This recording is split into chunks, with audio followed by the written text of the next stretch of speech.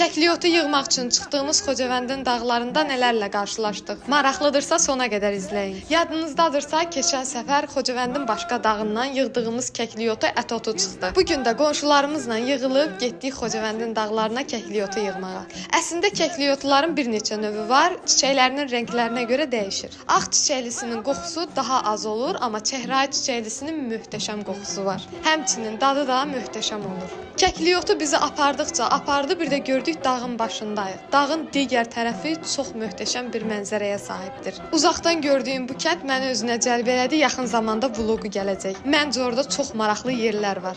Səhifəmizdə Qarabağa aid milli dad, əkinçilik, qədimi yerlər, həmçinin günlük həyatımız mövcuddur. Videolarımızı davamlı izləmək istəyirsinizsə, sağ tərəfdəki plus işarəsinə vurursunuz. Dağın bu birisi başından başlayıb, digər başından aşağı düşürük. Artıq burada yavaş-yavaş enirik. Enərkən qarşımıza qəbir daşı çıxdı və bu qəbir daşı bizimkilərə aiddir. Bura qəbirstanlığa yaxın bir yerdir.